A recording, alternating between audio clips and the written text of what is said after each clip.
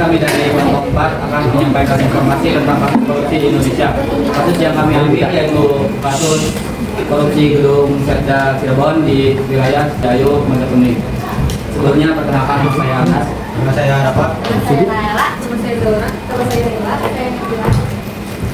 Sebelum pembahasan, kenapa kita milih konsepnya itu tas koper?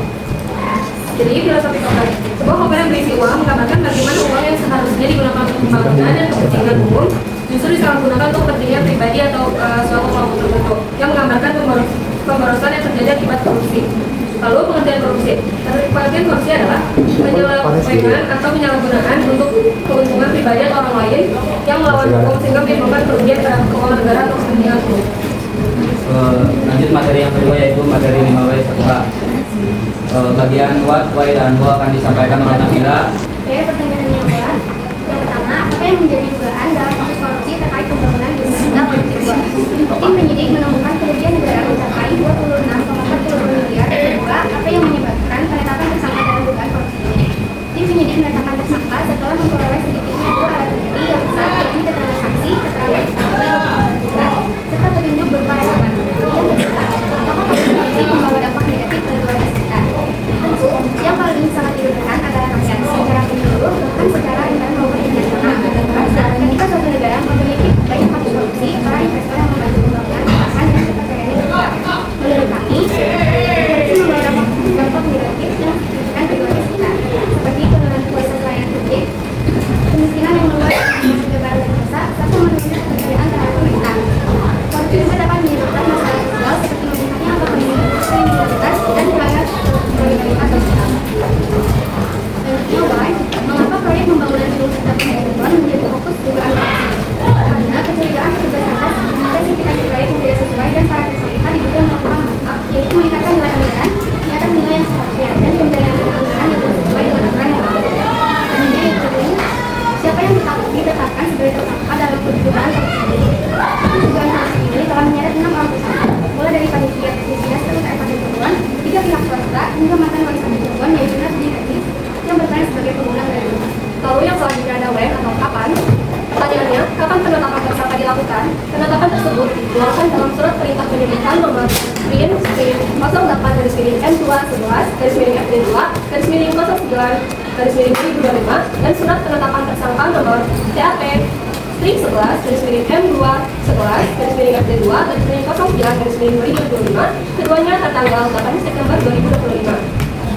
Lalu yang pertanyaan selanjutnya, kapan dugaan korupsi ini terjadi? Dan korupsi ini terjadi pada tahun 2016, 2017, dan 2018. Yang selanjutnya ada where, di mana?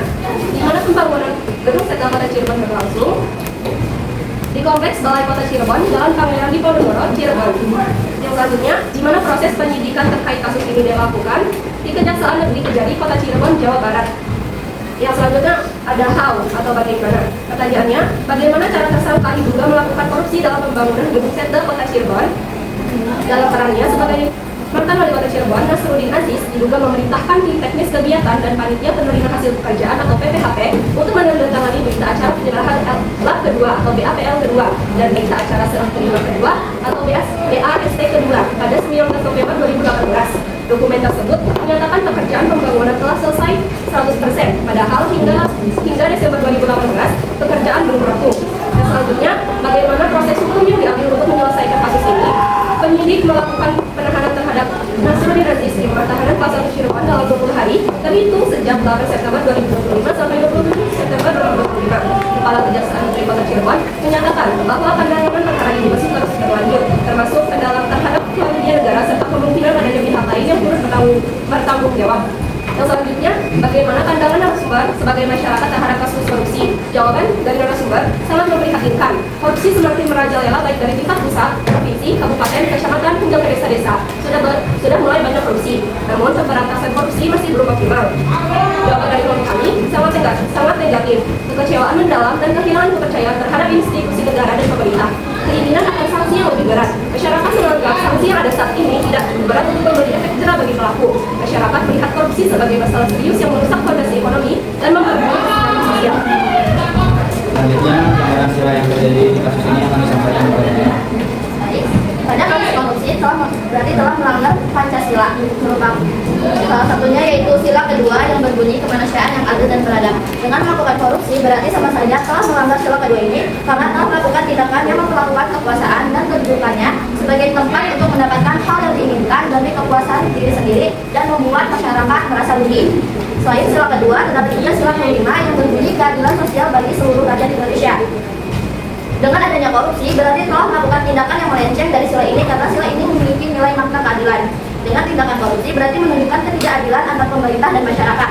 Selain ketidakadilan antar pemerintah dan masyarakat, terdapat juga ketidakadilan terhadap negaranya sendiri karena telah menggunakan sesuatu yang bukan haknya untuk dijadikan kenikmatan bagi diri sendiri dan tanpa memikirkan masyarakat negaranya sendiri. Selanjutnya saran pencegahan korupsi terhadap pemerintah yang dilakukan pemerintah. Baik, untuk cara pencegahan korupsi terhadap pemerintah, yang pertama meningkatkan transparansi, yaitu pemerintah harus terbuka kepada masyarakat dalam laporan-laporan keuangan maupun kegiatan yang dilakukan oleh pemerintah tanpa ada yang disembunyikan dari masyarakat. Dan jika perlu, pemerintah harus mempublikasikan laporan keuangan dan menyediakan akses informasi mudah bagi masyarakat agar pemerintah mendapatkan kepercayaan lagi dari masyarakat. Lalu ada akuntabilitas yang berarti para pejabat pemerintah dapat mempertanggungjawabkan atas keputusan dan tindakannya yang diambil. Dengan transparansi dan akuntabilitas, masyarakat juga bisa ikut mengawasi kinerja pemerintah sehingga potensi korupsi dapat ditekan. Lalu yang kedua, ada sistem hukum yang harus diperbarui dan diperkuat secara adil dan tegas. Menurut kami, hukum di negara Indonesia tergolong masih sangat lemah karena para pelaku korupsi dapat dengan mudah menyuap para penegak hukum seperti jaksa. Karena hal inilah hukum di Indonesia harus diperbarui sesuai perkembangan zaman dan diperkuat agar mampu menangani kasus korupsi secara tegas dan tanpa pandang bulu. Karena dengan penegakan hukum yang adil dan tegas akan memberi efek jerak pada para pelaku korupsi agar tidak mengulangi lagi tindakannya. Dan dengan penegakan hukum yang adil dan tegas. Perkenalkan, nama saya Nadia Alfaridal Fadia Ibrahman dari perwakilan dari 55. Izin bertanya kepada keempat. Kalian kan di sini kan membahas kasus tentang korupsi ya. Nah, kita kan mendengar korupsi itu nggak asing gitu ya bagi kita. Korupsi itu kan biasanya orang atau oknum yang melakukan korupsi itu kan biasanya hukumannya itu nggak jauh dari yang namanya penjara ya.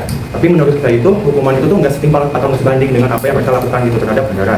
Jadi menurut kalian apa sih hukuman atau sanksi yang paling setimpal untuk oknum ataupun orang yang melakukan korupsi? Itu yang pertama. Terus yang kedua, kalian tahu nggak kasus yang pernah viral pada saat itu yang nenek-nenek mengambil kayu bakar di kebun orang, dan itu tuh dia dipenjara kalau nggak salah 7 atau enggak 5 tahunan ya. Sedangkan orang atau oknum pejabat atau lain sebagainya yang melakukan korupsi itu tuh hanya dipenjara cuma beberapa tahun gitu.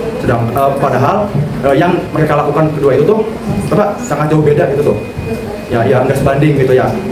Terus menurut kalian, pandangan kalian terhadap dua itu tuh bagaimana? Terima kasih. Wassalamualaikum warahmatullahi wabarakatuh.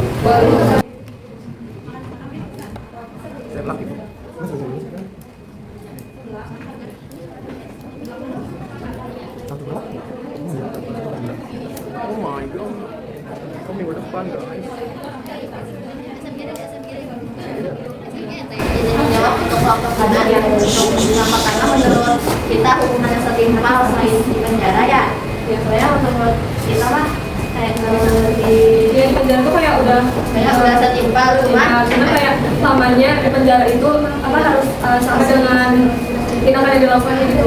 Selain di penjara juga mungkin bisa ditarik aset-aset yang sebenarnya. Terus kalau misalnya di sana kita ambil hukum yang dari negara Cina itu hukum mati, tapi kan di kita untuk melaksanakan hukum mati itu kayaknya sulit. Jadi bakal ada yang banyak Terus untuk yang kedua tentang kasus si nenek-nenek sama korupsi koruptor, kalau nenek-nenek itu kalau di penjaranya itu sampai beberapa tahun, tapi kalau koruptor di penjara cuma sebentar. Balik lagi sama kayak di pertanyaan pertama, itu sistem hukum Indonesia yang harus dibenahi baik-baik. Karena bisa jadi juga kenapa koruptor itu di penjaranya sebentar, berarti kita mah nggak jauh dari penyogokan ke kasusnya gitu. Mohon maaf kalau misalnya kurang jelas. Tutup. Mungkin itu yang dapat kami sampaikan. Mohon maaf. Assalamualaikum warahmatullahi